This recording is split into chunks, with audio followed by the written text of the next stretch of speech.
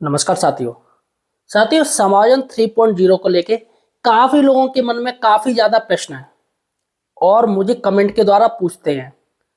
तो साथियों आज मैंने वो सभी प्रश्न उठाए हैं। काफी लोगों के सवाल हैं कि सर समायोजन 3.0 में क्या होगा, हमारी संख्या स्कूल में इतनी है, इतने टीचर्स हैं, किसका होगा। कोई पूछता है सर मर्जर वालों का क्या होगा।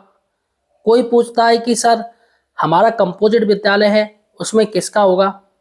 तमाम साथियों काफी प्रश्न लोग मुझसे पूछते हैं। आज मैं उन्हीं सभी के प्रश्नों का जवाब देने जा रहा हूं और यहाँ पर साथियों आपसे रिक्वेस्ट कर रहा हूं कि इस वीडियो को पूरा जरूर देखिएगा, आप निकालिएगा मत। आप पूरा देखेंगे तो आपके जो भी सवाल हैं उसके जवाब इस वीडियो में आपको देखने को मिल जाएंगे। इसके साथ ही दोस्तों सही और सटीक जानकारी के लिए आप हमारे चैनल एम्प्लॉयड हेल्पर को यहाँ सब्सक्राइब जरूर कीजिए। देखिएगा आपसे रिलेटेड सिर्फ हमारा चैनल ही सही और सटीक जानकारी लाता है। देखिएगा 26 तारीख को अपर मुख्य सचिव जी द्वारा एक वीसी ली गई थी, यानी बैठक की गई थी ऑनलाइन वीडियो कॉन्फ्रेंसिंग द्वारा, जिसमें तमाम एडी बेसिक और सारे जिलों के बीएसए साहब उस वीसी में शामिल हुए। और ये वीसी थी दोस्तों समायोजन 3.0 की रूपरेखा बनाने के लिए, जो टीचर वरिष्ठता विवाद चल रहा है उसको देखने के लिए, और भी अन्य इसमें बातें उठाई गई थी। लेकिन मुख्य यही था बिंदु कि समायोजन 3.0 को लेके क्या पॉलिसी रहेगी, एकल जो विद्यालय हैं शिक्षक विहीन विद्यालय उनकी क्या पॉलिसी रहेगी, और नगर क्षेत्र का जो मैटर है, क्योंकि ग्रामीण वाले टीचर्स और नगर क्षेत्र में ट्रांसफर उनका नहीं हो सकता है, इसकी क्या बात है। तो ये सारी बातें वीडियो कॉन्फ्रेंस के माध्यम में अपर मुख्य सचिव जी द्वारा सुनी गई। और दोस्तों यहाँ पर मैं आपको बता दूं, अपर मुख्य सचिव जी द्वारा बहुत ज़्यादा नाराजगी व्यक्त की गई। क्यों? क्योंकि जिस तरीके से बेसिक शिक्षा विभाग कछुए की चाल चल रहा है, सोचिएगा कछुए की चाल चल रहा है। इतने सारे कार्य हैं जिसे शासन के द्वारा निर्देशित किया जा चुका है, लेकिन फिर भी बेसिक शिक्षा अधिकारी कछुए जैसे चाल चल रहे हैं। काम को अटकाए पड़े महीनों हो गए, अभी तक कुछ भी नहीं हुआ, जिसपे अपर मुख्य सचिव जी द्वारा काफी ज्यादा नाराजगी व्यक्त की गई। अब देखिएगा चयन वेतनमान सारा कुछ ऑनलाइन सिस्टम में तब भी नहीं हो पा रहा है, ये स्थिति चल रही है। टीचर्स को सैलरी टाइम पे नहीं मिल पा रही है, अन्य काम है जो पेंडिंग चल रहे हैं, जबकि शासन की तरफ से स्पष्ट गाइडलाइन है उसमें। तो यहाँ पर साथियों सबसे बड़ी बात है कि विधानसभा में समाजवादी पार्टी की तरफ से जो शिक्षकों के मुद्दे उठाए जा रहे हैं उसको लेके सरकार चारों तरफ से घिर चुकी है। अभी स्थिति ये जान लीजिए कि विधानसभा सत्र में सबसे ज्यादा जो प्रश्न थे वो बेसिक शिक्षा विभाग से ही थे और मंत्री जी परेशान हो गए जवाब देते देते। साथियों सबसे पहले हम आपके जो कमेंट हैं, आपने जो कमेंट किया, अपनी जो परेशानी है बताइए, हम उसका जवाब देते हैं। उसके बाद हम दूसरी बात करेंगे कि कितनी छात्र संख्या, कितने टीचर होने चाहिए, जिसमें हम बात करेंगे कंपोजिट विद्यालय में, जूनियर विद्यालय में और प्राइमरी विद्यालय में कितनी छात्र संख्या हो तो कितने हेड टीचर रहेंगे, ये मैं दूसरा बताऊंगा। और दोस्तों तीसरी हम बात करेंगे कि आखिर प्रमोशन की नियम क्या है, जो वरिष्ठता जो सूची बनेगी, जैसे कोई अंतर जनपदी से कोई टीचर्स आ रहा है और पहले से किसी के पास चार्ज है तो क्या उसी के पास रहेगा या दूसरों को दिया जाएगा जो उससे सीनियर है, हम तीसरी बात करेंगे।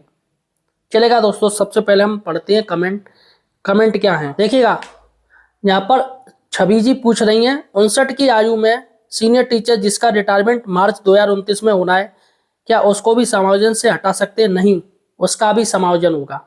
यहाँ पर आप जान लीजिए, क्योंकि 2029 अभी काफी समय है। और ECC एजुकेटर के बारे में सारी जानकारी दे दो, क्या इनको भी ट्रांसफर हो सकता है? अभी कुछ भी नहीं है, इनकी अभी भर्ती नहीं हुई है तो कहाँ से ट्रांसफर हो जाएंगे।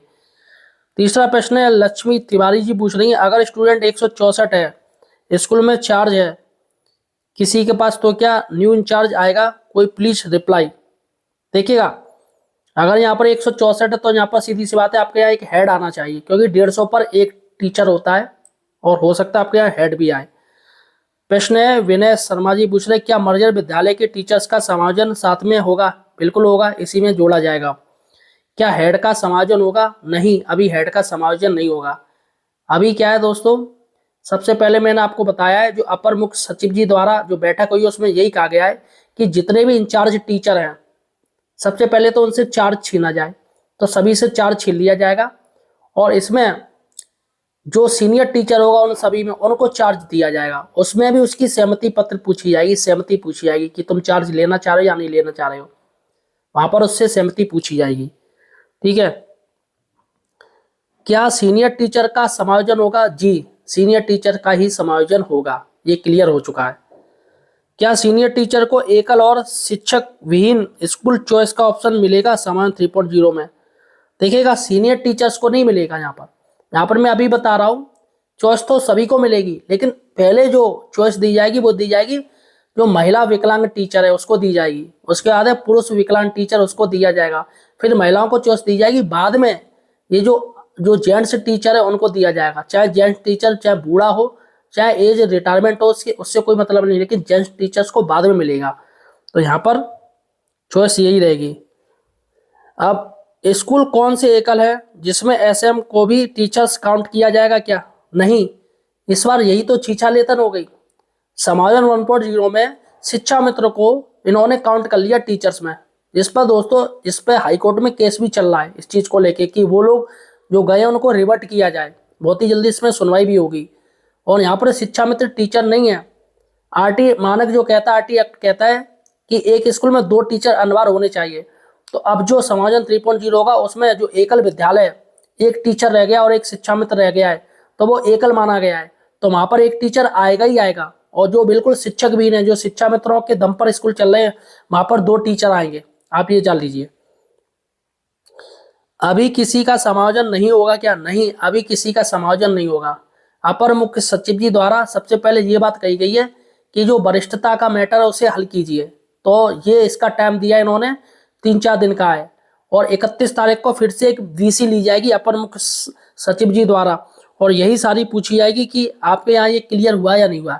और यहाँ पर समायोजन 3.0 होगा वो सर्दियों में हो जाएगा, ये आप जान लीजिए। जो वरिष्ठ शिक्षक चार्ज नहीं लेना चाहते उनको कैसा शपथ पत्र देना होगा, कृपया क्लियर करें। देखिएगा, सरकार ने एक तीर से 2 निशाने मान लिए। मतलब चार्ज कोई नहीं लेना चाहता है, क्योंकि आज के समय में चार्ज लेना बहुत ज्यादा टेंशन वाली बात है। अब सरकार ने क्या किया कि जो चार्ज नहीं लेगा उसे एक शपथ पत्र देना पड़ेगा, और उस शपथ पत्र में ये लिखेगा, ये ऐसा सरकार की तरफ से सुनने में आ रहा है कि शपथ पत्र वो देगा कि आने वाले समय में अगर कोई भी प्रमोशन होंगे तो उसमें वो अपना दावा नहीं ठोकेगा, वो अपना दावा नहीं करेगा कि मैं भी प्रमोशन में भाग लूंगा। यानी सीधी सी बात है, सरकार उसके हाथ पैर बांध रही है और चार्ज तो लेना ही पड़ेगा, क्योंकि फ्यूचर में अगर प्रमोशन होंगे, अगर उसने चार्ज नहीं लिया, भले ही वो सीनियर है, तो वह प्रमोशन प्रक्रिया से बाहर हो जाएगा, क्योंकि उसने शपथ पत्र दे दिया है कि मैं आने वाले फ्यूचर में भी कोई प्रमोशन नहीं लूंगा। तो यहाँ पर इसलिए वो प्रमोशन ये इंचार्ज हेड लेके ही लेगा। तो यहाँ पर क्या रहा फायदा, मुझे ये समझ में नहीं आया। चलेगा, मेरे स्कूल में एक सहायक एक हेड टीचर है, तो समायोजन किसका होगा? देखिएगा, हेड टीचर का समायोजन नहीं होगा, ठीक है, और एक सहायक है, तो यहाँ पर भी किसी का नहीं होगा। आपके स्कूल में ना तो हेड का होगा, ना ही आपके यहाँ एक सहायक का भी नहीं होगा, दोनों का नहीं होगा अभी फिलहाल, क्योंकि 2 टीचर की जरूरत है। अब बच्चों के ऊपर है, बच्चे आपने बताया नहीं कितने बच्चे हैं। अगर बच्चे 150 तक है तो एक हेड रहेगा ही रहेगा। फिलहाल हेड टीचर को लेकर अभी कोई सरकार की तरफ से अपडेट नहीं है, आप ये जान लीजिए। अभी सरकार ये देख रही है कि जो एकल विद्यालय है, जहाँ एक है, वहाँ पर 2 टीचर किए जाए, और जो शिक्षक भी है वहाँ पर 2 टीचर किए जाए। जो शिक्षक मार्च 2025 में रिटायर होने वाले हैं, क्या उनका भी समायोजन होगा? बताने का कष्ट करें। देखिएगा, मार्च तो यही आ गया, तो यहाँ पर मैं बता दूं उनका समायोजन नहीं होगा, क्योंकि दिसंबर में सारी पत्रावली तैयारियां हो जाती हैं।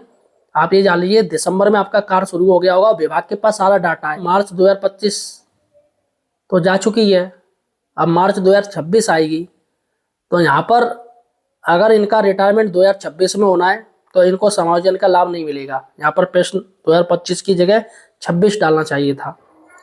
चलेगा, 29,334 टीचर असिस्टेंट टीचर हैं या प्राइमरी हेड कंपोजिट स्कूल में? प्लीज बताइए। प्राइमरी टीचर ज्वाइनिंग 2009 में, बट हेड प्रमोशन 2016 में। 29,000 डायरेक्ट भर्ती 2015। अब बताइए कौन इंचार्ज बनेगा? देखिएगा, इसका मैं लास्ट में आपको उत्तर दूंगा, और बाकायदा सरकार की तरफ से जो सीनियरिटी जारी की गई है वो मैं आपको बताऊंगा। इसका उत्तर मैं लास्ट में दूंगा, इसलिए वीडियो पूरा देखिएगा, आपको उत्तर मिल जाएगा। कौन क्या चार्ज किसके पास है, कौन सीनियर माना जाएगा, सरकारी की तरफ से सारी बात कर दी गई है। मेरे स्कूल में एक हेड और 2 सहायक है, किसका समायोजन होगा? देखिएगा यहाँ पर हेड का नहीं होगा, यहाँ पर जो समायोजन होगा वो 2 शिक्षकों का होगा। अब उनमें देखा जाएगा कौन सीनियर है कौन जूनियर है। तो यहाँ पर अभी आप हेड का तो छोड़ ही दीजिए, क्योंकि समायोजन 3.0 में हेड को अभी एक साइड रख दिया गया है। इसका मैटर भी चल रहा है हेड को लेके, है ना। सर जी समायोजन 3.0 में केवल वरिष्ठ अध्यापक का ही होगा, ऐच्छिक भी हो सकता है, क्लियर करें। देखिएगा ये बहुत बड़ा प्रश्न पूछा है, वरिष्ठ टीचर का ही होगा और यहाँ पर ऐच्छिक नहीं होगा, आप ये जान लीजिए। अगर आप ये विकल्प पत्र जो नहीं भरोगे तो रोस्टर के माध्यम को आपको दे दिया जाएगा। अब इसमें आप जोर जबरदस्ती मान लीजिए, आपको जबरदस्ती भेज दिया जाएगा, इसलिए विकल्प पत्र भरिएगा। अगर नहीं भरोगे तो आपको जोर जबरदस्ती से हटा दिया जाएगा, अगर आपके विद्यालय में सरप्लस हो रहे हैं तो। अब यहाँ पर ये कह रहे हैं अगर चॉइस ही ना भरे तो जबरदस्ती तो नहीं भेज देंगे, बिल्कुल भेज देंगे जबरदस्ती, क्योंकि 2 समायोजन स्वैच्छिक हो चुके हैं, समायोजन 1.0 समायोजन 2.0, सरकार की तरफ से ये डाटा है पूरा। लेकिन इस बार ये स्वैच्छिक नहीं है, सीधी सी बात है, आपको भेजा जाएगा, हटाया जाएगा, आप ये जान लीजिए। तो अतः आपको विकल्प पत्र तो बनने पड़ेंगे अगर आपके यहाँ टीचर सरप्लस है तो। हाँ ये हो सकता है कि अगर आपके यहाँ कोई सीनियर टीचर्स है या आपके स्कूल में बात बन गई कि चलो सीनियर टीचर से नहीं कोई और चला जाए, तो हाँ ये इसकी राहत मिल सकती है कि सीनियर टीचर नहीं जा रहा, उसके स्थान पर और कोई जाना चाह रहा हो तो वो चला जाएगा, इसमें आपको फायदा मिल जाएगा। लेकिन विकल्प पत्र आपको सभी को भरने पड़ेंगे, क्योंकि अगर ऐसी स्थिति उत्पन्न होती है तो सीधी सी बात है सीनियर की बजाय उसके स्थान पर कोई दूसरा चला जाएगा। तो यहाँ पर साथियों ये तमाम प्रश्न थे जो कि मैंने आपको बता दिए। अब साथियों हम बात करेंगे कि कितने बच्चे होने चाहिए। देखिएगा मैं आपको बता दूं, प्राथमिक स्तर में आपको बता रहा हूँ कक्षा 1 से 5, देखिएगा 60 बच्चों पे 2 टीचर चाहिए, ध्यान रखिएगा 60 बच्चों पे 2 टीचर होने चाहिए। दूसरा है 61 से लेकर 90 बच्चों पर 3 टीचर्स होने चाहिए, 61 से लेकर 90 तक बच्चों में 3 टीचर चाहिए। और 91 से लेकर 120 बच्चों पर 4 टीचर्स चाहिए, ये RT मानक के अनुसार मैं आपको बता रहा हूँ। और 121 से 200 बच्चों पर 5 शिक्षक होने चाहिए, और 150 से अधिक होने पर 5 शिक्षक और एक प्रधानाध्यापक यानी हेड मास्टर चाहिए, और 200 से अधिक होने पर 140 के मानक से प्रधानाध्यापक को छोड़ के। यहाँ पर अगर 200 से ज़्यादा बच्चे हैं तो यहाँ पर 40 का मानक फिर हो जाएगा, यानी 40 बच्चों पे एक टीचर होना चाहिए और प्रधानाध्यापक को इसमें गिना नहीं जाएगा। ठीक है, अब उच्च प्राथमिक की बात कर लें, जो जूनियर स्कूल है उसमें क्या है नियम। यहाँ पर जो रेशियो चलता है वो 35 पे एक टीचर का रेशियो चलता है। जैसे यहाँ पर कम से कम 1 शिक्षक प्रति कक्षा अनिवार्य है, अर्थात 3 शिक्षकों की जरूरत होनी है हर जूनियर स्कूल में। 1 शिक्षक अंग्रेजी का चाहिए, 1 शिक्षक गणित का होना चाहिए, और 1 शिक्षक सामाजिक विज्ञान का होना चाहिए, यानी जो साइंस से टीचर है वो इसमें मान लिए जाएंगे। और उसके बाद 1 से 5 से 140 तक 1 शिक्षक संस्कृत का होना चाहिए, संस्कृत की भी जरूरत है, 1 से 5 से 140 तक। और 140 से 175 तक 1 शिक्षक विज्ञान का होना चाहिए, 140 से 175 तक के छात्र संख्या में 1 शिक्षक विज्ञान का होना चाहिए। और 176 से 210 तक 1 शिक्षक हिंदी का होना चाहिए, देखिएगा। और इसके बाद प्रत्येक 35 बच्चों पर इसी क्रम में 1 शिक्षक, 100 बच्चों से अधिक होने पर पूर्णकालीन प्रधानाध्यापक होना चाहिए। तो यहाँ पर 100 बच्चों से अधिक होने पर आपका प्रधानाचार्य होना चाहिए, हेडमास्टर होना चाहिए। अब मुख्य बिंदु मैं आपको बता दूं, देखिएगा यहाँ पर ये जो मर्जर किए गए उसमें भी नियम डाल दिया है कि प्राइमरी में 1 किलोमीटर की दूरी पर स्कूल होना चाहिए, और उच्च प्राथमिक विद्यालय होना चाहिए वो 3 किलोमीटर की दूरी पर होना चाहिए, और शहरी क्षेत्र है वहाँ पर प्राथमिक स्कूल 800 मीटर से ज़्यादा दूरी पर नहीं होने चाहिए। ये मानक है मर्जर स्कूल का। अब हम बात करते हैं कि आखिर ये जो सीनियरिटी की रेखा क्या है, कौन कौन सीनियर माने जाएंगे, किस नियुक्ति के टीचर सीनियर माने जाएंगे, इस वीडियो में मैं आपको बताने जा रहा हूँ। विद्यालय व्यवहार सीनियरिटी, अंतर जनपदीय स्थानांतरण केस, यहाँ पर सब देखिएगा, यदि 2 शिक्षक एक साथ अंतर जनपदीय स्थानांतरण का लाभ लेकर एक ही जनपद में सेवा दे रहे हैं तो उनकी सीनियरिटी मौलिक नियुक्ति DOB व नाम के अल्फाबेट से निर्धारित की जाएगी। अगर दोनों की नियुक्ति सेम डेट की है और सेम दिन जो कुछ है सब कुछ ज्वाइनिंग किया है, तो यहाँ पर अल्फ़ाबेट प्लस उनकी डेट ऑफ बर्थ पे रहेगी। तो यहाँ पर जिसकी डेट ऑफ बर्थ ज़्यादा होगी वो सीनियर माना जाएगा, आप ये जान लीजिए। दूसरा है, यदि 2 या 2 से अधिक शिक्षक अलग अलग बैच में स्थानांतरण का लाभ लेकर एक ही जनपद में सेवा दे रहे हैं तो उनकी सीनियरिटी का निर्धारण सचिव बेसिक शिक्षा परिषद द्वारा जारी पत्र के दिनांक से ली जाएगी। तो यहाँ पर सचिव बेसिक शिक्षा परिषद की तरफ से लेटर जारी किए गए हैं, उसके अनुसार ली जाएगी। ऐसे विद्यालय जहां अंतर जनपदीय व मूल जनपद के शिक्षक साथ में कार्यरत हों तो वहां मूल जनपद में कार्यरत शिक्षकों की वरीयता दी जाएगी यदि उसकी मौलिक नियुक्ति ट्रांसफर होने की तिथि से पहले की है। ये आप ध्यान रखिएगा। अब यहाँ पर ये हमने बात ये बता दिया अंतर जनपदी, जो बाहर से टीचर आ रहे हैं। अब जनपद की बात करेंगे, जनपद के अंदर जो ट्रांसफर होते हैं उनमें क्या है। देखिएगा, यदि 2 शिक्षक या इससे अधिक शिक्षक एक ही बैच से नियुक्त हैं तथा मौलिक नियुक्ति चयन गुणांक DOB, यदि 2 या 2 से अधिक शिक्षक अलग बैच के नियुक्त हैं उनकी सीनियरिटी मौलिक नियुक्ति से अवतरित की जाएगी। तो यहाँ पर वही होगा साथियों, सबसे मेन है DOB, जिसकी डेट ऑफ बर्थ ज़्यादा होगी उसको दी जाएगी, अगर सेम उनकी नियुक्ति है, सेम तारीख है, सब कुछ सेम है। अब यहाँ पर बात करेंगे अपर प्राइमरी है जो जूनियर टीचर्स है उसका में क्या रहेगा। देखिए, 2 या 2 से अधिक शिक्षक एक साथ नियुक्त हैं तो मौलिक नियुक्ति गुणांक DOB, यहाँ पर भी डेट ऑफ बर्थ।